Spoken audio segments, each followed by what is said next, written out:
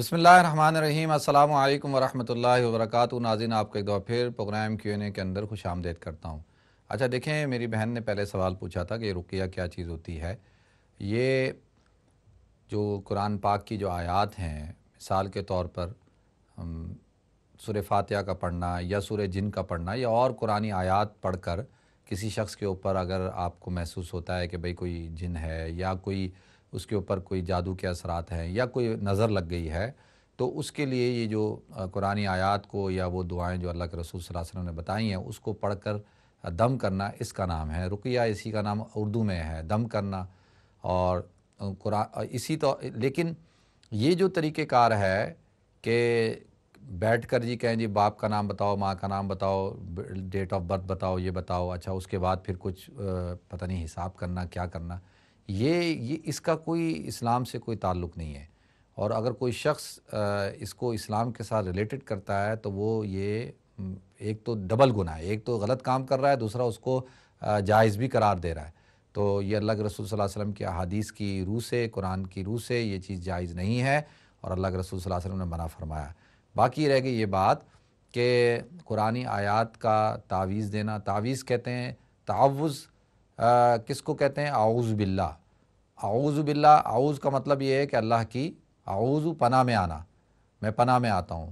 قل اعوذ برب الفلق، قل اعوذ برب الناس، اس کو تعوذتین کہا جاتا ہے۔ تو تعویذ اسی سے ہے کہ جس پہ قرآن کی آیات لکھ کر اس کو موم جامع کر کے اگر کسی کو دی جاتی ہے تو اس کا مطلب یہ تعویذ اس لیے اس کو کہا جاتا ہے کہ اس کے ذریعے سے اللہ کی پناہ میں آ رہے ہیں اور روحانی طور پر اس کا علاج کیا جا رہا ہے۔ باقی یہ جو طریقہ کار آج کل نکلا ہوا ہے جی نام بتاؤ پھر اس کے بعد کوئی حساب، لوگ بھی فون کرتے ہیں کہتے ہیں جی حساب کر کے بتا دیں۔ یہ حساب کیا چیز ہوتی ہے؟ حساب کوئی چیز نہیں ہوتی۔ اور اگر آپ جیسے اپنی کیفیات بتاتے ہیں کہ بھئی یہ کیفیت ہے، یہ ہے، جیسے آپ ایک ڈاکٹر کو بتاتے ہیں، وہ آپ کا پھر اسی سے ڈائگنوز کر کے آپ کا علاج کر دیتا ہے۔ اسی طرح جو روحانی عامل ہوتے ہیں یا علماء ہوتے ہیں، جب ان کے سامنے کوئی ایسی صورتحال پیش کی جاتی ہے تو وہ قرآنی آیات سے جو ہے علاج کر دیں۔ اس کے علاوہ جو ہے وہ کوئی چیز دعوے سے نہیں کی جا سکتی کہ بھئی یہی ہے اور اسی طرح ہی ہے۔ وہ جتنے بھی ہیں وہ گمان ہے اور ان کا علاج کیا جاتا ہے۔ بہت سے لوگوں کو افاقہ ہوتا ہے، فائدہ ہو جاتا ہے، اللہ تعالیٰ جو ہے، اور یہ ثابت بھی ہے۔ جیسے صحابہ کے بارے میں آتا ہے ایک حدیث کے اندر، اللہ کے رسول صلی اللہ علیہ وسلم کو صحابہ فرماتے ہیں کہ ہم سفر میں تھے تو ایک علاقے کے اندر پڑاؤ تھا تو وہاں کے سردار کو سانپ نے کاٹ لیا۔ تو جو ہے وہ سردار کی بیٹی آئی اور کہا کہ بھئی تم میں سے کوئی شخص ہے جو اس کا علاج کر دے۔ تو صحابہ کہتے ہیں کہ بھئی کوئی صحابی گئے اور سورہ فاتحہ پڑھ کر 7 دفعہ پڑھی کافی پڑھ کر اس کے اوپر دم کرتے تھے اور اس کے ذریعے سے اس کا علاج کیا تو وہ ٹھیک ہو گیا۔ تو اس نے خوش ہو کر جو ہے وہ بکریاں جو ہے ان کو گفٹ کر دیں، ہدیہ کر دیں۔ اب جب وہ بکریاں لے کر واپس آئے تو دوسرے صحابہ نے کہا بھئی ہمارے لیے اس کا استعمال کرنا جائز نہیں ہے۔ تو کچھ نے کہا جائز ہے، کچھ نے کہا جائز نہیں ہے۔ تو کہا چلو اس کو ابھی استعمال نہیں کرتے، اللہ کے رسول صلی اللہ علیہ وسلم کے پاس لے کے جاتے ہیں، اللہ کے رسول سے پوچھیں گے کہ بھئی یہ کیا ہے۔ تو اللہ کے رسول صلی اللہ علیہ وسلم کے سامنے پورے واقعے کو بیان کیا گیا تو اللہ کے رسول صلی اللہ علیہ وسلم نے آپ مسکرائے، ہنسے اور کہا کہ بھئی تمہیں کس طرح پتہ چلا کہ سورہ فاتحہ کے اندر شفا ہے؟ تو انہوں نے کہا کہ بھئی ہم نے سورہ فاتحہ قرآن ہے، ہم نے پڑھ کے اس طرح سے کر لیا۔ تو اللہ کے رسول نے فرمایا کہ سورہ فاتحہ کا ایک نام سورہ شفا بھی ہے، تو لہذا اور کہا کہ بکریاں تم بھی استعمال کرو اور ان کو بھی کہا اس کو بھی استعمال کرو اور مجھے بھی دو، یعنی دودھ یا کوئی گوشت وغیرہ جو کاٹ کے، کیونکہ وہ صدقہ نہیں تھا، وہ ہدیہ تھا۔ تو لہذا اس بات کی سے یہ بھی پتہ لگتا ہے۔ اسی طرح اللہ کے رسول صلی اللہ علیہ وسلم سے جو ثابت ہے قل اعوذ بالفلق پڑھنا، آیت الکرسی کا پڑھنا، یہ ساری دعاؤں کا پڑھنا، تو یہ سب چیزیں اسی کو رقیہ اور دم کہا جاتا ہے۔ باقی میری بہن نے سوال پوچھا ہے کہ آئی بروز کا بنانا، میں اکثر اس بات کو بیان کر چکا ہوں کہ آئی بروز عورتوں کے لیے بنانا جائز نہیں ہے، حرام ہے۔ اللہ کے رسول صلی اللہ علیہ وسلم نے لعنت فرمائی ہے اور منع فرمایا ہے۔ ہمیں عورتوں کو چاہیے کہ آئی بروز نہ بنوائیں، اللہ تعالیٰ ان کی حفاظت فرمائے۔ جو بنواتی ہیں ان کو چاہیے کہ وہ توبہ کریں اور نیکسٹ ٹائم نہ بنوائیں۔ دوسرا جو ہے وہ عورتوں کے لیے بال کاٹنا جائز نہیں ہے، صرف اور صرف جب عمرے کے لیے جاتے ہیں تو وہاں پر ایک پورے کے بقدر جو ہے، انگلی کے ایک پورے کے بقدر بال کاٹے جاتے ہیں عمرے اور حج کے بعد۔ اس کے علاوہ عورت کے لیے بال کاٹنا حرام ہے، جائز نہیں ہے، عورتوں کو بال نہیں کٹوانے چاہیے۔ اسی طرح سے جو ہے وہ جو عاصم بھائی نے بات کی ہے، دیکھیں میں تو اکثر یہ بات کرتا ہوں کہ ہمیں تو محبت کا، پیار کا درس دینا چاہیے اور اتحاد کا، اتفاق کا درس دینا چاہیے، نہ کہ افتراق کا، انتشار کا، نفرت کا درس دیں۔ ہمیں تو چاہیے کہ مسلمانوں میں جو علماء ہوتے ہیں ان کا کام یہ ہوتا ہے کہ وہ ایک تو مسلمانوں سے محبت کرتے ہیں، اور مسلمانوں کے ساتھ جو اگر کسی کے ساتھ دیکھتے ہیں کہ کسی کے عقیدے میں یا کسی چیز میں کوئی خرابی نظر آ رہی ہے تو اس کے ساتھ زیادہ محبت کر کے اور اس کے ساتھ بات چیت کر کے دلائل کے ذریعے سے اس کی اصلاح کرنے کی کوشش کرتے ہیں، نہ کہ جو ہے اس کے اوپر کوئی فتویٰ لگا کے اس کو جو ہے وہ بالکل ہی جو ہے وہ اپنے آپ سے دور کر دیں اور لوگوں سے بھی کہیں کہ اس سے دور رہو۔ تو یہ تو اللہ کے رسول صلی اللہ علیہ وسلم کی جو امت ہے، امت محمد، اور حضور کی شان تو یہ نہیں ہے، اور حضور کی نہ شان یہ تھی اور نہ اس امت کی شان یہ ہے۔ تو اگر کوئی اختلاف ہے تو وہ علمی اختلاف ہے تو اس کو جو ہے وہ علمی طور پر ہی حل کرنا چاہیے، نہ کہ بغض اور عداوت پیدا کی جائے اور امت کے اندر انتشار پیدا کیا جائے۔ اور اس امت کی زوال کی سب سے بڑی وجہ اور اس امت کی تباہی کی سب سے بڑی وجہ یہی ہے کہ اتفاق کا نہ ہونا، آپس میں متحد نہیں ہیں ہم لوگ ہمارے جو اغیار ہیں، ہمارے جو دشمن ہیں، انہوں نے ہمیں مذہب کے نام پر فرقہ بندی کے اندر مبتلا کر دیا، پھر نسلی بنیادوں پر تقسیم کر دیا، پھر قبائلی برادری کی بنیاد پر ہمیں تقسیم کر دیا، اور ہم تقسیم در تقسیم ہوتے چلے گئے، اور آج جو ہے وہ ہم آپس میں متحد نہیں ہیں، اور یہ ہماری سب سے بڑی کمزوری ہے، اور اللہ تعالی ہمیں اس کمزوری کو کمزوری سمجھنے کی توفیق عطا فرمائے۔ اور میرے تو مخاطب وہ لوگ ہیں جو پڑھے لکھے لوگ ہیں، دیکھیں جو جاہل ہے، جہل تو ایک بیماری ہے، اور خطرناک بیماری وہ ہے کہ پڑھا لکھا جاہل، ایک تو پڑھا لکھا اوپر سے پھر وہ جاہل بھی ہو، تو یہ سب سے بڑا خطرناک طبقہ ہوتا ہے کہ یہ پڑھا لکھا ہونے کے باوجود جو ہے وہ جاہل ہے اور ایسے کام کرتا ہے جو جہلا کرتے ہیں، تو پھر ان کے لیے سوچنے کی بات ہے، خطرناک بات ہے۔ تو ان کو خود فیصلہ کرنا چاہیے، جو لوگ ماشاءاللہ سمجھتے ہیں کہ اللہ تعالیٰ ان کو فہم عطا فرمائے اور ایسے لوگوں سے ہماری حفاظت فرمائے۔ اچھا، دوسرا جو ہے وہ میری بہن نے سوال پوچھا کہ جن، دیکھیں جنات کا وجود ہے، اور پورا سورہ جن کے تو 18 جو سورہ جن کہہ رہا ہوں، سورہ جن تو پوری ایک مستقل ایک سورت ہے جو جن کے نام پر ہے، 18 کے قریب مقامات پر اللہ رب العزت نے جنات کا 18 صورتوں میں جنات کا تذکرہ فرمایا ہے، اور جنات وجود رکھتے ہیں، اور جنات جو ہے وہ کبھی کبھی جو ہے وہ لوگوں کو تنگ بھی کرتے ہیں، شریر قسم کے جو ہوتے ہیں، اور ایسا پاسبل ہے، اور کیونکہ یہ جن جو ہوتا ہے یہ لطیف، یعنی اس کو یہ آگ سے پیدا ہوا ہے، اور یہ اس کا جسم جو ہے وہ آپ اس کو وہ نہیں کر سکتے، یعنی محسوس نہیں کر سکتے، اسی لیے یہ شکلیں بدل لیتے ہیں، اور کیونکہ حساسیت ہونے کی بنا پر یہ اپنی شکلیں بدل لیتے ہیں اور شکلیں بدل سکتے ہیں، اور اس کے بعد جو ہے وہ کیونکہ یہ لطیف ہیں تو جس طرح سے انسان کے جسم کے اندر روح صلاحیت کرتی ہے، خون دوڑ رہا ہے، اسی طرح سے یہ بھی جو ہے انسان کے جسم کے اندر داخل ہو جاتے ہیں، اور بہت سارے واقعات ہم نے دیکھے ہیں، اور ایسا پاسبل ہے، ممکن ہے، اور اگر کسی کے ساتھ اس طرح کی فیلنگ ہے تو وہ سورہ جن پڑھا کرے، سورہ حجرات پڑھا کرے، اللہ تعالیٰ اس کو صحت عطا فرمائے۔ اچھا، دوسرا رہ گیا کہ جی یہ جو روحانیت کے اعتبار سے تو میں نے جواب دے دیا پہلے ہی کہ جی اسی طرح ہی ہے، جو پہلا سوال تھا اسی کے جواب میں دونوں جواب آ گئے۔ اور شادی کے وقت میری بہن نے پوچھا کہ جو زیور ہوتا ہے، دیکھیں جو زیور تو والدین نے دیا لڑکی کو وہ تو اس کی ملکیت ہو گئی، ٹھیک ہے، وہ اس کی ملکیت ہے، اسی طرح سے جو زیور شوہر نے دیا ہدیتاً، یا تو شوہر جب پہلے دے رہا تھا تو وہ بول دیتا کہ بھائی میں ہدیہ نہیں دے رہا، میں آپ کو استعمال کرنے کے لیے دے رہا ہوں، تو آپ استعمال کریں جب تک آپ کا دل چاہے، اور جب میرا دل چاہے گا میں آپ سے واپس لے لوں گا، تو دیتے وقت پہلے یہ کہہ دے۔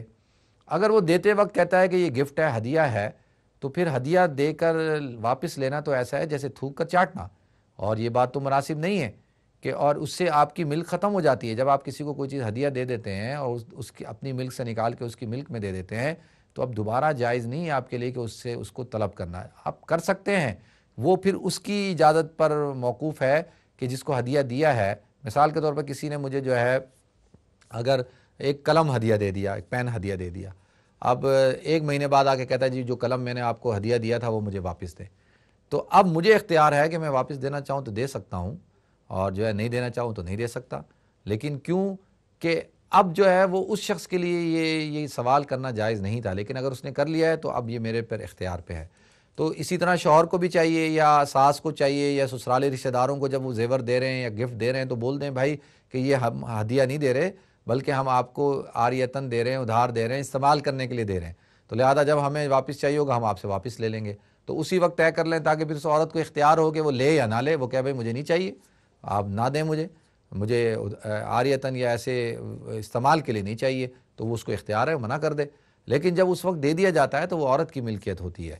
تو اسی طریقے سے جو ہے اب کیا ہوتا ہے کہ اب جب طلاق ہو رہی ہے تو طلاق ہوتے وقت جو ہے وہ جب مرد نے اگر طلاق دی ہے تو وہ تو اس کے تو بلکہ چاہیے کہ وہ اس کو فامسکوہن بمعروف او تسریحٌ باحسان، کہ اگر اس کو روکتا ہے تو اچھی طرح سے روکے، اگر چھوڑ رہا ہے تو اس کو اچھی طرح سے چھوڑے، اس کو لک آفٹر کر کے چھوڑے، اس کو اچھے کپڑے پیسہ یہ وہ دے کر، تاکہ اتنی زندگی ساتھ گزاری ہے اور اس کے ساتھ نفع حاصل کیا ہے اور مل کے بزا کو استعمال کیا ہے، اور تو اس کو چاہیے کہ جو ہے وہ اس کو اچھی طرح سے رخصت کرے، قرآن کا حکم ہے۔ لیکن اگر عورت جو ہے اگر خلا طلب کرتی ہے تو عورت سے اگر وہ شخص مہر مانگنا چاہے تو وہ عورت جو ہے وہ مہر اس کو دے سکتی ہے، واپس کرے، وہ کہے جی میرا مہر مجھے واپس کر دو تو میں تمہیں خلا دے دیتا ہوں، یا اس کے ساتھ تھوڑی سی کوئی رقم اگر مانگتا ہے یا مہر مانگتا ہے یا رقم مانگتا ہے تو وہ عورت کا اختیار ہے کہ وہ چاہے تو اس کو دے کر جو ہے اپنی جان چھڑا سکتی ہے، خلا لے سکتی ہے۔ لیکن یہ جو طریقہ کار ہے کہ بھئی آدھا آدھا ہوگا، یہ جائز نہیں ہے، یہ غیر اسلامی ہے۔ اگرچہ یہاں کا قانون ہے تو وہ قانون ہو، لیکن شریعت نے تو اس کی اجازت نہیں دی ہے۔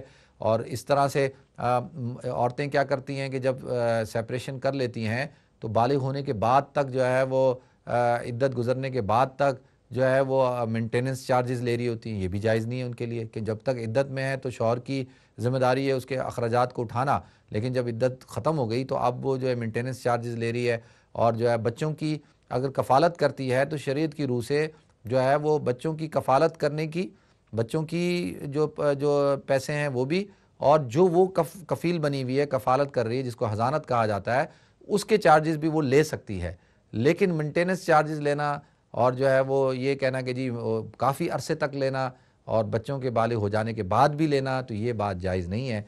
ظلم دونوں طرف سے ہوتا ہے، عورتوں کی طرف سے بھی ہوتا ہے، مردوں کی طرف سے بھی ہوتا ہے۔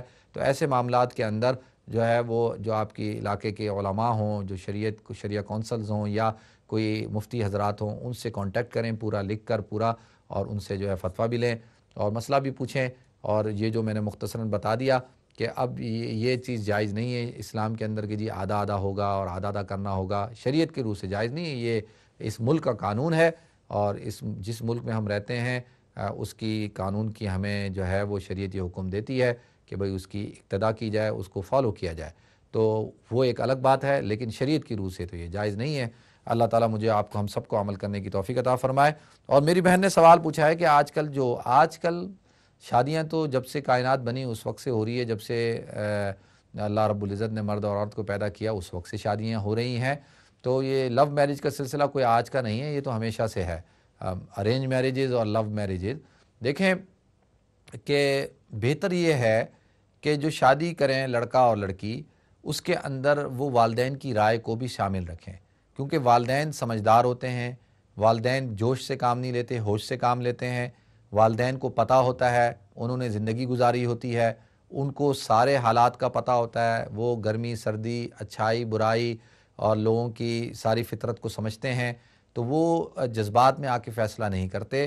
اور کیونکہ لڑکا اور لڑکی اگر ینگ ہوں، اگرچہ شریعت نے ان کو اجازت دی ہے کہ وہ اپنی شادی کر سکتے ہیں، بالغ ہیں تو بالکل وہ شادی کر سکتے ہیں، ان کو اجازت ہے، لیکن والدین کی اور ولی کی رائے کو بھی اختیار ہے، اس کو بھی لینا چاہیے۔ اب کیا ہے، میں تھوڑا سا عرض کر دیتا ہوں، وہ یہ ہے کہ اگر لڑکی نے صرف جو کف ہوتا ہے اس میں لڑکی نے اگر ایسے لڑکے سے شادی کر لی ہے جو خاندان کے اعتبار سے یا مال اور اس کے مقام اعتبار سے کم ہے، اور اس کی سوسائٹی میں کوئی ریپوٹیشن نہیں ہے، رذیل قسم کا کوئی بالکل لو کلاس، یعنی دین کے اعتبار سے یا سماجی حیثیت کے اعتبار سے، تو پھر اب نکاح تو ہو جاتا ہے، لیکن جو ولی ہوتے ہیں ان کو اس بات کا اختیار ہوتا ہے والدین کو کہ وہ اس نکاح کو چیلنج کر سکتے ہیں، وہ کورٹ میں جائیں، اسلامی قاضی کے پاس، عدالت کے پاس جائیں اور چیلنج کر سکتے ہیں کہ جی اس نے غیر کف میں نکاح کیا ہے تو لہذا ہم اس کو ایکسیپٹ نہیں کرتے، اس سے ہماری، تو وہ چیلنج ہو سکتا ہے، پھر وہ قاضی فیصلہ کرتا ہے کہ بھئی ہونا چاہیے یا نکاح کو فسخ کرنا چاہیے یا رکھنا چاہیے۔ لیکن لڑکے کے معاملے میں نہیں ہے، لڑکا کہیں بھی شادی کر سکتا ہے اور اس کو اختیار ہے، یہ صرف لڑکی کے معاملے میں۔ باقی جو بالغ لڑکا اور لڑکی ہیں ان کو اختیار ہے کہ وہ اپنی مرضی سے شادی کر سکتے ہیں، اور گواہوں کا ہونا ضروری ہے، اور مسنون طریقے سے کریں تو زیادہ اچھا ہے، نکاح خواہ ہو، خطبہ ہو، لوگوں کو جمع کریں، ولیمہ کریں، اور جو ہے وہ اعلان، اللہ کے رسول نے فرمایا اعلان کر کے نکاح کرو، دف بجا کے کرو، مسجدوں میں کرو۔ تو یہ طریقہ کار ہونا چاہیے، یہ نہیں کہ ایک کمرے کے اندر بند ہو کے جو ہے وہ لڑکا اور لڑکی نے اور دو گواہ موجود ہیں ان کی موجودگی میں نکاح کر لیا، اب کوئی ڈاکومنٹیشن نہیں ہے، کوئی پیپر نہیں ہے، اور دیکھیں نکاح تو ہو جائے گا، لیکن اب کیا ہے کہ بدگمانیاں پیدا ہوں گی۔ اب آپ جب باہر گھومیں گے پھریں گے رہیں گے ایک ساتھ تو لوگوں کو تو نہیں پتا کہ جی آپ کا نکاح ہو گیا، یا تو آپ نے کر لیا، کرنے کے بعد آپ نے مٹھائی سارے لوگوں کو مٹھائی کھلا دی، چھوارے کھلا دیے، یا لوگوں کو بتا دیا کہ بھئی ہم دونوں کی شادی ہو گئی، ہم دونوں میاں بیوی ہیں۔ تو اس طرح سے جو ہے وہ بدگمانیوں کو ختم کرنا چاہیے۔ تو بالکل احناف کے نزدیک کیونکہ ولی کی اجازت کے بغیر بھی نکاح ہو جاتا ہے، ایک عورت کو اختیار ہے، لیکن اگر وہ نابالغہ ہے، ناسمجھ ہے، تو پھر ولی کی اجازت کے بغیر نکاح نہیں ہوتا۔ اچھا یہ مسائل جو ہیں بڑے ان کے اندر بڑی باریکیاں ہوتی ہیں، یہ کوشش کی جائے کہ اگر کسی کے ساتھ ایسا کوئی مسئلہ ہے، کوئی چیز ہے، تو وہ اپنے علماء سے، کیونکہ اس میں کافی ٹائم لگتا ہے اور بہت زیادہ چیزیں دیکھنی ہوتی ہیں، ان سے ڈسکس کر لیے جائیں۔ اللہ تعالیٰ مجھے آپ کو ہم سب کو عمل کرنے کی توفیق عطا فرمائے۔ نیکسٹ کال لیتے ہیں جی۔ السلام علیکم۔ السلام علیکم رحمۃ اللہ وبرکاتہ۔ وعلیکم السلام ورحمۃ اللہ وبرکاتہ۔ جی اگر جماعت کھڑی ہو نماز کی ہوں اور ایک آدمی سنتے پڑھ رہا ہو، ہوں میں اس سے کہہ رہا ہوں کہ پرسوں میں نماز پڑھنے کا زور کی، ہوں اور میرے ساتھ اس کی 3 رکعتیں ہوگی سنت کی، ہوں اور جماعت کھڑی ہوگی، ہم نے ایک سنت بھی پڑھ لی، ایک رکعت بھی پڑھ لی، پھر اس نے اپنی 4 رکعتیں ختم کر کے جوائن کر لیا۔ اچھا اس کو ایسا کرنا چاہیے یا اس کو نماز چھوڑ دینی تھی، سنت چھوڑ کے نماز جماعت شروع کر دینی تھی، ہاں تو چلیں جماعت ٹھیک، میں شامل ہو جانا چاہیے؟ چلیں میں اس پہ اس بات کی کر تشریح کر دیں پلیز۔ بالکل کر دیتا ہوں۔ بہت شکریہ آپ کی کال کرنے کا، جزاک اللہ۔ نیکسٹ کال لیتے ہیں۔ السلام علیکم۔ وعلیکم السلام۔ جی جی فرمائیں۔ میرے 2 سوال تھے۔ جی جی ویسے سب سے پہلے بہت بہت جزاک اللہ، آپ کی جو شروع میں جو اسپیچ تھی بہت اچھی لگی، اور یہ کہ اللہ ہمیں بھی توفیق دے کہ ہم دعائیں مانگتے رہیں جی انشاءاللہ عز و جل۔ انشاءاللہ۔ اور بہت شکریہ آپ کا کہ آپ نے کامنٹس دیا، ورنہ تو یہاں سب کو مسائل کی ہی پڑی ہے، وہ بھی اچھی بات ہے۔ ٹھیک ہے فرمائیں میری بہن۔ جی چلے پھر 3 سوال ہو گئے۔ سب سے پہلے تو یہی کہ آپ دعا کے آداب دوبارہ سے ریپیٹ کر دیں۔ میں شور ہوں کہ آپ نے پہلے بتا چکے ہیں، لیکن جنرلی اسپیکنگ آداب دوبارہ سے بتا چلیں دیں۔ وہ آخر میں جب دعا کریں گے نا آج جی انشاءاللہ پھر کر لیں گے تھوڑے سے۔ اچھا، میں دوسرا سوال یہ ہے کہ میں ٹرین پر سفر کرتی ہوں ہر روز، تو ٹکٹ جو ہے میں کنڈکٹر سے لیتی ہوں، لیکن اکثر ایسا ہوا ہے کہ کنڈکٹر آیا نہیں ہے تو پھر میں نے ٹکٹ نہیں لیا، تو ایسے لگتا ہے کہ پھر وہ جو میرا سفر ہے وہ پھر مفت میں ہوا یا پھر چوری سی لگی ہے۔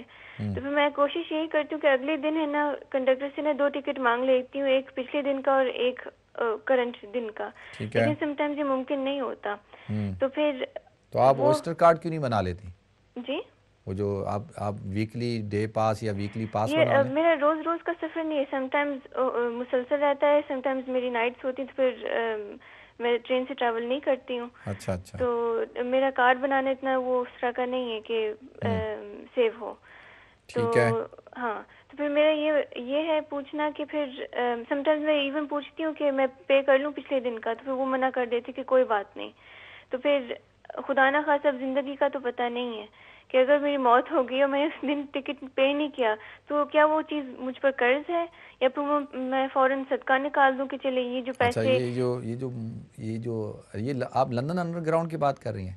جی نہیں، یہ ایک تو ہوتا ہے نا، ایک تو پرائیویٹ ٹرینیں ہوتی ہیں اور ایک ہوتا ہے گورنمنٹ کی ٹرینیں جو ہے وہ یہ جو نیشنل لوکل ٹرینز ہوتی ہیں وہ۔ جی جی چلیں میں ٹھیک ہے میں اس پہ بات کر لیتا ہوں۔ ٹھیک ہے۔ اچھا، اور ایک اور میرا سوال یہ ہے سیرت کے بارے میں، میں نے سنا تھا کسی دوسرے اسپیکر سے، تو میں کلیریفائی کرنا چاہتی تھی کہ میں نے فرسٹ ٹائم یہ سنا ہے کہ حضور پاک صلی اللہ علیہ وآلہ وسلم نے جب حضرت فاطمہ کے لیے جہیز چکی اور تھوڑا سا جو سامان تھا، یہ میں نے سنا ہے کہ وہ اصل میں حضور پاک صلی اللہ علیہ وسلم کی طرف سے نہیں تھا، وہ حضرت علی نے اپنی جو تلوار ہے وہ بیچ کر اس پیسے سے وہ چیزیں خریدی ہیں، تو یہ میں نے سنا ہے، تو یعنی کہ وہ حضور پاک صلی اللہ علیہ وسلم کی طرف سے نہیں تھا، تو یعنی کہ وہ جہیز نہیں ہے، وہ حضرت علی کی طرف سے ہی تھا، تو یہ میں کلیریفائی کرنا چاہ رہی تھی کہ یہ جو ہے یہ ٹھیک ہے मैं समझ गया आपका सवाल। बहुत शुक्रिया मेरी बहन आपकी कॉल करने का, जज़ाकुमुल्लाह अहसन जज़ा। नेक्स्ट कॉल लेते हैं जी। अस्सलाम वालेकुम। वालेकुम सलाम रहमतुल्लाह। बड़ी माजरत के साथ हाजिर हूँ।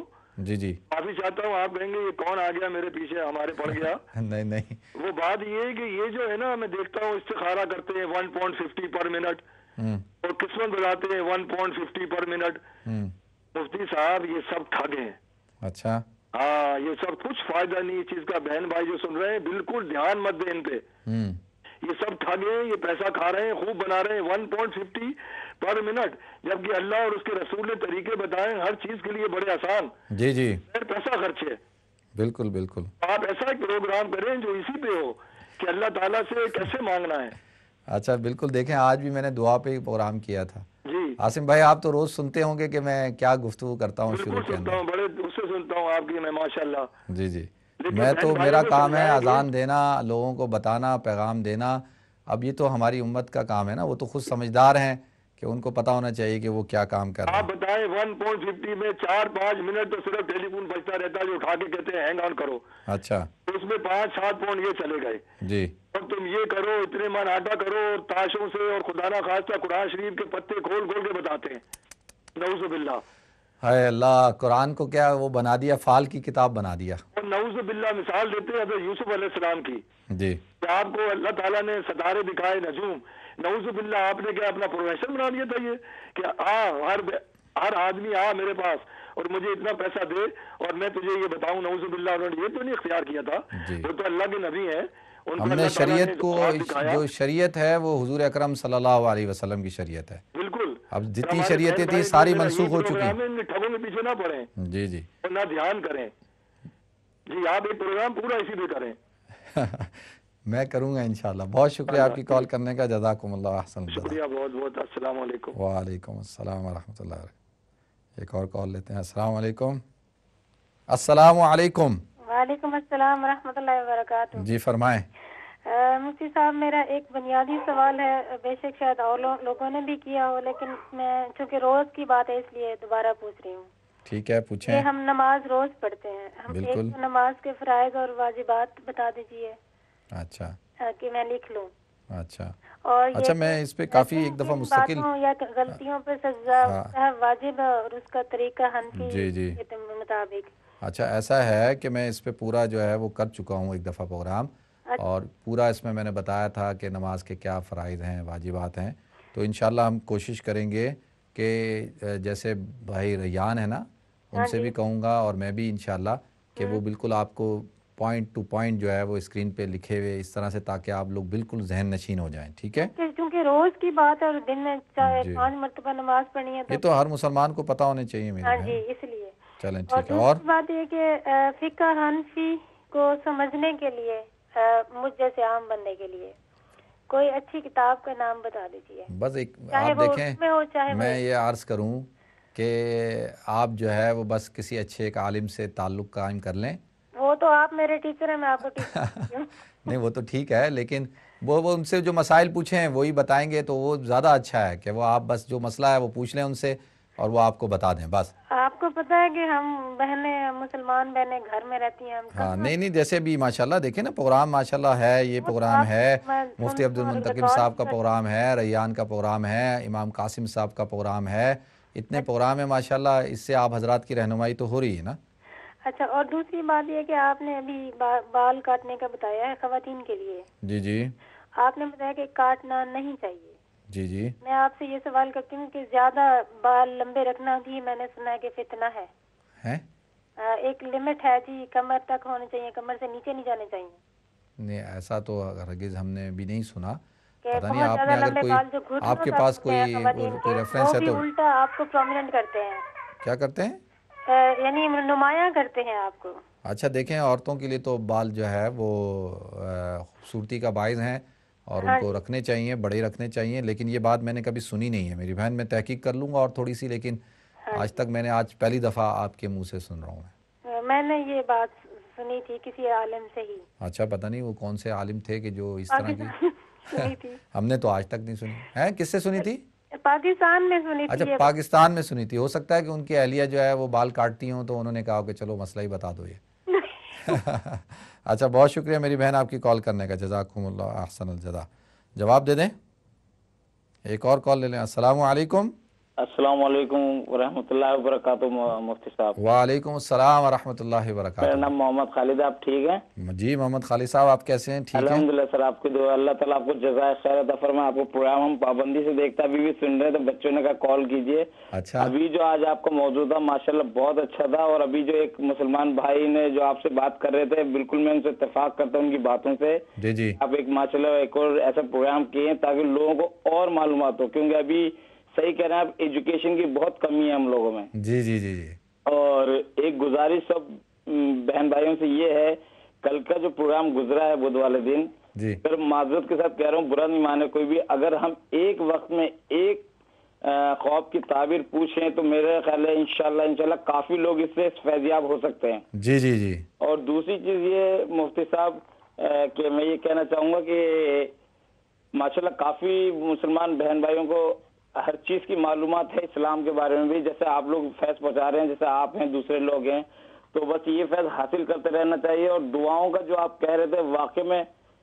जो कही है बात बिल्कुल उसमें 110% बिल्कुल आपने सही की। दुआओं से तकदीरें भी चेंज होती हैं और अल्लाह ताला से हमेशा मांगते रहना चाहिए। जी जी बिल्कुल। मैं आपको सही बता रहा हूँ, मैंने आपसे कई सवाल किए अपनी वाइफ की तबीयत के बारे में भी, उनको डॉक्टर ने बिल्कुल जवाब दे दिया था। जी जी और अल्लाह ने किसकी सुनी किसकी दुआ, अल्लाह का शुक्र है, डॉक्टर खुद हैरत कर रहे थे कि ये बैक टू लाइफ आ गई है, इनको जिंदगी दोबारा मिली है, जहाँ पर किंग जॉर्ज हॉस्पिटल में थी। अच्छा, माशाअल्लाह माशाअल्लाह। तो अल्लाह का लाख लाख शुक्र एहसान है।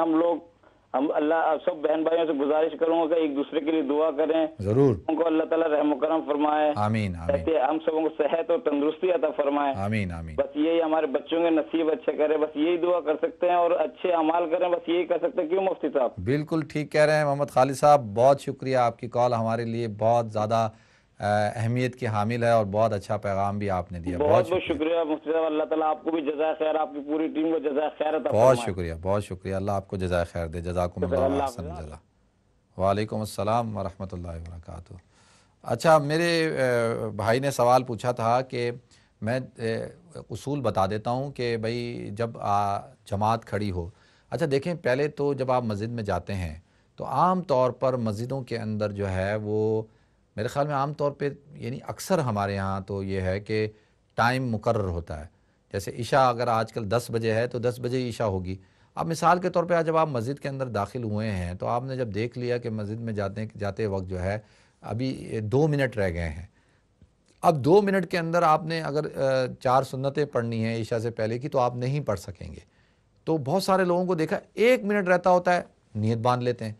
तो ये बात सही नहीं है, इस तरह ना करें, क्योंकि आपने अब एक मिनट रह गया, अभी आपने नीयत बांध लिया, अब इमाम तकबीर कहेगा, आपकी तकबीर उला फौत हो जाएगी। तकबीर उला के तो बड़े फ़ज़ाइल हैं और अल्लाह ताला जो है हम सबको तकबीर उला के साथ नमाज़ पढ़ने की तौफ़ीक अता फ़रमाए। जो शख्स 40 दिन तक तकबीर उला के साथ नमाज़ पढ़ता है, अल्लाह रब्बुल इज़्ज़त उसको 2 परवाने अता फ़रमाते हैं, एक जो है जहन्नम से बरात का और एक निफाक से बरी होने का, यानी ये 2 बड़ी नेमतें अल्लाह उसको सर्टिफिकेट अता फ़रमाते हैं।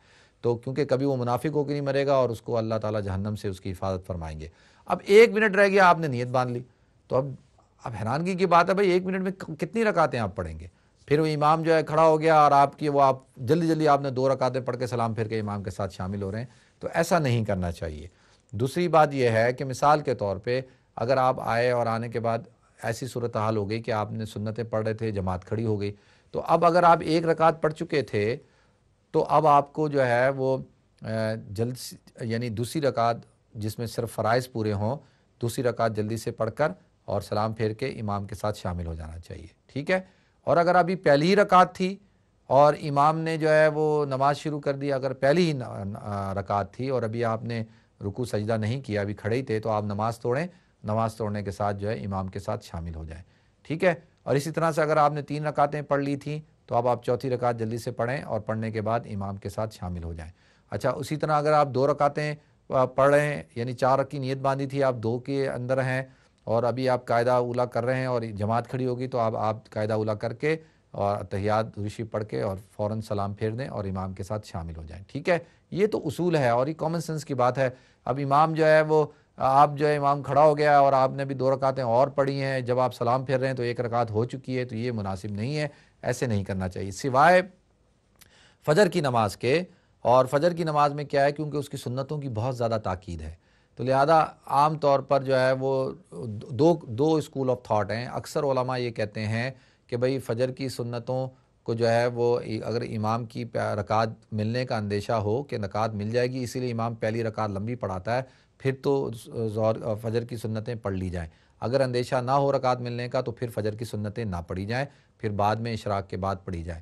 اور ان کی تھوڑی سی تاکید ہے کہ اس کا اس لیے کہ وہ اس کے فضائل بہت زیادہ ہیں۔ باقی جس طرح سے میں نے عرض کیا ہے اس طرح سے کر لیں۔ اللہ تعالیٰ مجھے آپ کو ہم سب کو عمل کرنے کی اور سمجھنے کی توفیق عطا فرمائے۔ اچھا، میری بہن نے کہا کہ دعا کے آداب، دیکھیں دعا کے تو آداب بہت ہیں۔ دعا مانگنے کا طریقہ، اور دعا جو ہے وہ کون سے اوقات میں مانگنی چاہیے، کچھ اوقات فضیلت والے ہوتے ہیں، کچھ جگہیں فضیلت والی ہوتی ہیں، اور کس طرح سے دعا مانگنی چاہیے، تو یہ سارے آداب میں وقت بھی شامل ہوتا ہے، جگہ بھی شامل ہوتی ہے، اور کس طرح سے مانگنا ہے یہ بھی شامل ہوتا ہے۔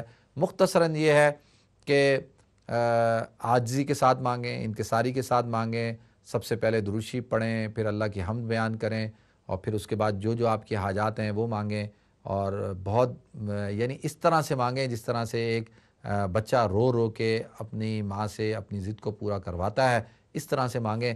اچھا، یہ انشاءاللہ جو ہے وہ اور کس جگہ پہ مانگنی چاہیے، سب سے افضل جگہ بیت اللہ ہے، پھر بیت اللہ کے اندر حجر اسود کا قریب، پھر مقام ابراہیم، مزاب رحمت، ملتزم، اور اسی طرح پورا حرم ہے، پھر حتیم ہے، پھر صفا مروہ ہے، مقام عرفات ہے، منی ہے، اسی طرح سے پھر مسجدیں ہیں، پھر لوکل جو ہے وہ مسجدیں ہیں، پھر مسجدوں کے ساتھ ساتھ جو ہے وہ نماز کے بعد جو ہے کسی بھی نماز کے بعد وہ بھی بڑا بابرکت ٹائم ہوتا ہے، اللہ کی طرح رحمت متوجہ ہوتی ہے۔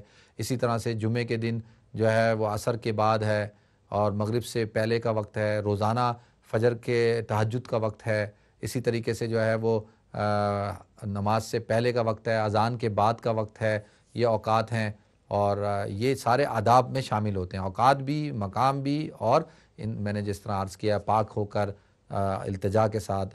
اللہ کے رسول صلی اللہ علیہ وسلم فرمایا کہ اللہ سے مانگو، رو رو کر مانگو، اگر رونا نہیں آتا تو کم سے کم جو ہے رونے کی شکل بنا لو، یعنی عاجزی والی شکل بنا کر جو ہے وہ اللہ سے مانگو۔ تو اللہ تعالیٰ ہم سب کو آداب بھی سکھائے اور اللہ سے لینے کا طریقہ بھی بتائے۔ اچھا، دوسرا جو ہے وہ میری بہن نے سوال پوچھا ہے کہ وہ عام طور پہ جب ٹرین میں سفر کرتی ہیں تو وہ جب کنڈکٹر آتا ہے تو وہ اس سے ٹکٹ لیتی ہیں، اور لیکن سوال یہ اٹھتا ہے کہ جب آپ کو اس بات کا شک ہوتا ہے کہ میں ٹکٹ لے پاؤں گی یا نہیں لے پاؤں گی، تو یہ تو اب شک ہو گیا نا، کیونکہ یہ آپ کے ساتھ اکثر ہوگا، تو بہتر یہی ہے کہ جب آپ ٹرین میں بیٹھ رہی ہیں تو ٹرین میں بیٹھنے سے پہلے جو ہے وہ آپ ٹرین کا ٹکٹ خرید کر بیٹھیں، اور جو ہے وہ تو جب صورتحال ہوتی ہے کہ جب انسان بہت لیٹ ہو رہا ہو، کہیں اس کو جانا ہو۔ ایک دفعہ مجھے جانا تھا نارچ، تو بالکل ٹرین آخری نکل رہی تھی، تو کچھ منٹ، 1 منٹ تھا، تو اس میں ہم بیٹھ گئے، اور بیٹھنے کے بعد کہا کہ جی وہ اسی کے اندر جو ہے وہ ٹکٹ لے لیں گے، تو لے لیا۔ لیکن جب آدمی کا پلان ہو، اس کا روز کا کام ہو، تو اس کو جو ہے وہ ٹائم سے جانا چاہیے اور پہلے ٹکٹ خرید کر بیٹھنا چاہیے۔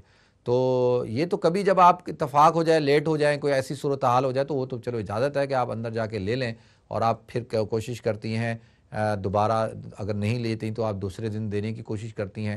اگر وہ نہیں لیتے تو دیکھیں، اگر تو گورنمنٹ کی ٹرین ہے تو گورنمنٹ کے پاس جو سارا پیسہ ہوتا ہے وہ سارا میرا اور آپ کے ٹیکس کا پیسہ ہوتا ہے، تو اس میں اگر پرائیویٹ ہے تو پرائیویٹ میں تو جو ہے وہ اس کو بالکل ان کی اس کمپنی کو پیسے دے دینے چاہیے۔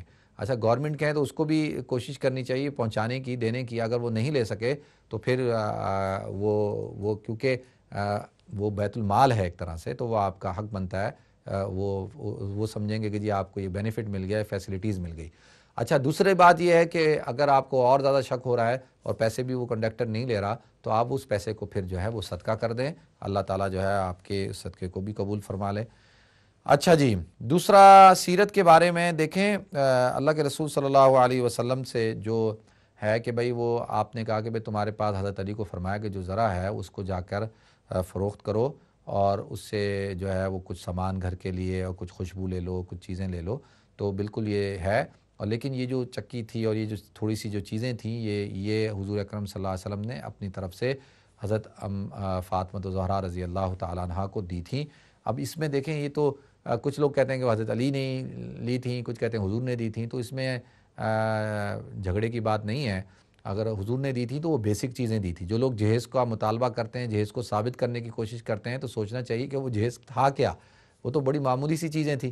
آج کل تو ماشاءاللہ گاڑی، گھر اور پتہ نہیں کیا کیا چیزیں مانگتے ہیں، تو یہ تھوڑی جہیز تو ایک لعنت ہے اور اس سے بچنا چاہیے۔ لیکن جیسے ماں باپ اپنی بیٹی کو کچھ بنیادی چیزیں دے دیتے ہیں، چھوٹی موٹی چیزیں جو زندگی کے گزارنے کے لیے اپنی حیثیت کے مطابق دیتے ہیں، وہ تو چلو ٹھیک ہے اور وہ اس سے بچی خوش ہوتی ہے۔ لیکن یہ جو آج کل جو طریقہ کار نکلا ہے یہ تو بڑا خطرناک ہے، اللہ تعالیٰ اس سے بچائے۔ اور جہیز لینے اور دینے سے جو ہے خاص طور پہ لوگوں کو جو بے شرم ہو کے مانگتے ہیں تو بڑی بری بات ہے۔ اللہ تعالیٰ ان سب کو ہدایت عطا فرمائے۔ پورا خالی گھر سامنے رکھ دیتے ہیں۔ ایک کراچی کے اندر ایک برادری رہتی ہے، اچھا میرا بڑا تعلق تھا ان کے حضرات کے ساتھ، تو جب ان کے گھر کے اندر جاؤ تو گھر کے اندر جو ہے وہ ہر طرف جو ہے وہ چاندنیاں بچھی ہوئی ہیں اگر ان کے لڑکے ہیں، اور کہیں کوئی بستر نظر نہیں آ رہا، کہیں صوفہ ہے جو عام طور پہ الماری ہوتی ہے بیٹھنے کے لیے، صوفہ ہوتا ہے کوئی، تو میں حیران ہوتا ہے، کہتا یار ہر طرف چادریں بچھائی ہوئی ہیں، کیا چکر ہے؟ تو وہ بعد میں پتہ چلا کہ جی وہ اس لیے کہ بڑے بیٹے کی شادی ہوگی تو وہ اس کی بیوی لے کے آئے گی اور اسی کے کمرے کو وہ سیٹ کرے گی اور وہ ساری چیزیں لائے گی، دوسرے کی ہوگی تو وہ اس کے کمرے کو سیٹ کرے گی، اس لیے خالی رکھے ہوئے کمرے۔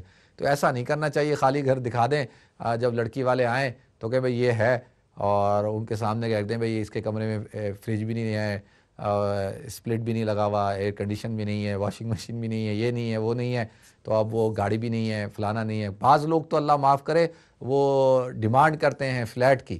ایک برادری ہے اس کے ہاں جو ہے وہ میمنوں کی ایک برادری ہے، اس کے اندر یہ ہے کہ جی جو لڑکی ہے وہ اپنے ساتھ جہیز میں ایک فلیٹ لائے گی، چاہے وہ 2 بیڈ روم کا فلیٹ کیوں نہ ہو، وہ فلیٹ ہی لے کے آئے گی۔